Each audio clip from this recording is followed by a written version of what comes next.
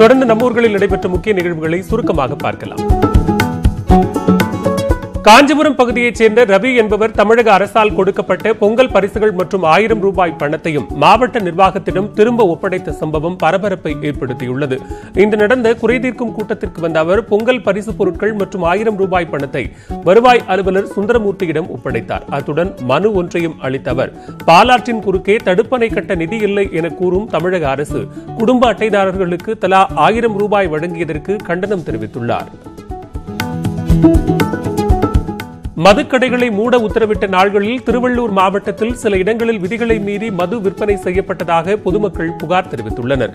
திருவள்ளுவர் தினம், தைப்பூசம், வள்ளலார் பிறந்த தினம் போன்ற நாட்களில் டாஸ்மாக் கடைகளை மூட மாவட்ட நிர்வாகம் உத்தரவிட்டது. ஆனால் உத்தரவையும் மீறி திருத்தணி, பள்ளிப்பட்டு, மேட்டுப்பாளையம், மீஞ்சூர் போன்ற பல பகுதிகளில் டாஸ்மாக் கடைகள் திறக்கப்பட்டு மது விற்பனை நடப்பதாகவும் காவல்துறையினர் அதனை கண்டுகொள்வதில்லை என்றும் பொதுமக்கள் குற்றம் சாட்டியுள்ளனர்.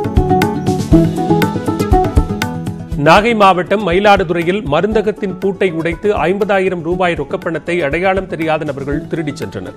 மருந்தகத்தை வழக்கம் போல நேற்றிரவு பூட்டிவிட்டு அதன் உரிமையாளர் முகமது அலி சென்றார்.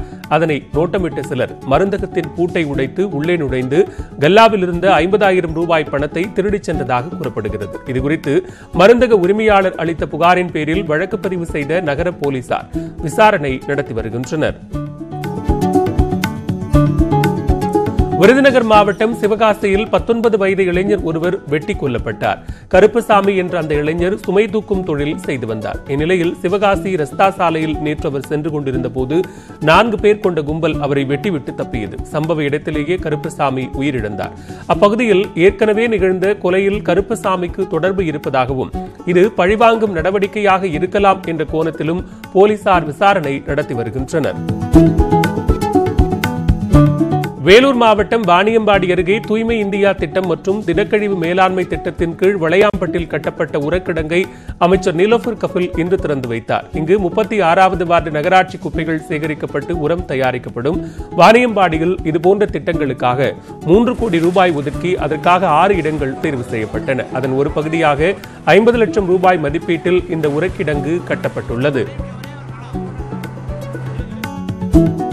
திருச்சி மலைக்கோட்டை பகுதியில் 1 டன் பான் பராக், குட்கா போன்ற போதைப் பொருட்கள் பறிமுதல் செய்யப்பட்டன. திருச்சி மாநகர கோட்டை உதவி ஆணையர் கோடிலிங்கம் தலைமையில் மலைக்கோட்டை பெரிய கடை வீதி உள்ளிட்ட பகுதிகளில் சோதனை நடைபெற்றது. இதில் மங்கள்ராம் என்பவரது குடோனில் நடைபெற்ற சோதனையில் 3 லட்சம் ரூபாய் மதிப்பிலான பான் பராக், குட்கா போன்ற போதைப் பொருட்கள் பறிமுதல் செய்யப்பட்டன. குடோன் உரிமையாளர் மங்கள்ராமை கைது செய்து போலீசார் விசாரணை நடத்தி வருகின்றனர். வேலூர் மாவட்டம் அரக்கோணத்தை அடுத்த ராமாபுரத்தில் உள்ள ஸ்ரீனிவாச பெருமாள் கோவிலில் குடமுழுக்கு விழா நடைபெற்றது. இதையொட்டி கோவிலில் கோபூஜை, விஸ்வரூப தரிசனம், யாகசாலை பூஜைகள் நடைபெற்றன. இப்பகுதியில் இது பிரபலமான கோவில் என்பதால் குடமுழுக்கு விழாவில் திரளான பக்தர்கள் கலந்து கொண்டு சுவாமி தரிசனம் செய்தனர்.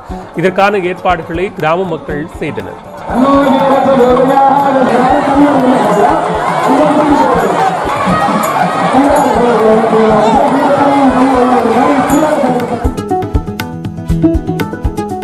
சர்வதேச அளவில் பள்ளி மாணவர்களுக்காக நடைபெற்ற சதுரங்க போட்டியில் தமிழக மாணவர் 3வது இடம் பிடித்து அசத்தியுள்ளார். டெல்லியில் உள்ள செஸ் அசோசியேஷனில் நடைபெற்ற இந்த போட்டியில் மொத்தம் 1530 பேர் பங்கேற்றனர். இதில் சி பிரிவில் கலந்து கொண்டு விளையாடிய திருச்சியைச் சேர்ந்த 12ஆம் வகுப்பு மாணவர் ரிஷி சர்வதேச அளவில் 3வது இடத்தை பிடித்தார். ரிஷிக்கு அவரது பள்ளி சார்பில் பாராட்டு விழா நடத்தப்பட்டது.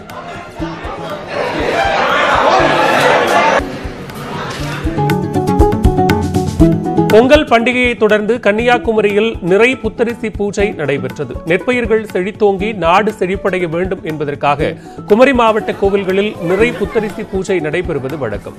கன்னியாகுமரி பகவதி அம்மன் கோவிலில் இந்த பூஜை காலை நடைபெற்றது. அறநிலையத்துறைக்கு சொந்தமான வயல்களில் இருந்து நெற்கதிர்கள் அறுவடை செய்யப்பட்டு சாஸ்தா கோவிலில் அறுவடை கதிர்கள் வைக்கப்பட்டு சிறப்பு பூஜைகள் நடத்தப்பட்டன. பின்னர் அந்த நெற்கதிர்கள் பகவதி அம்மன் மூலஸ்தான மண்டபத்தில் படைத்து சிறப்பு பூஜை செய்யப்பட்டு பக்தர்களுக்கு பிரசாதமாக வழங்கப்பட்டது.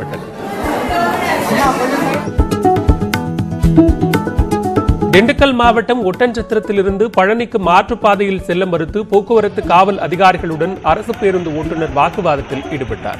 இன்று தைப்பூச திருவிழா நடைபெறுவதை முன்னிட்டு ஒட்டன்சத்திரத்திலிருந்து பழனி செல்லும் வாகனங்கள் தாராபுரம் சாலை வழியாக செல்லும் வகையில் போக்குவரத்து மாற்றம் செய்யப்பட்டிருந்தது. இந்நிலையில் இன்று கும்பகோணத்திலிருந்து பழனிக்கு சென்ற அரசு பேருந்தின் ஓட்டுநர் தனியார் பேருந்துகளை மட்டும் அனுமதிப்பதாக கூறி போக்குவரத்து காவல் அதிகாரிகளுடன் வாக்குவாதத்தில் ஈடுபட்டார்.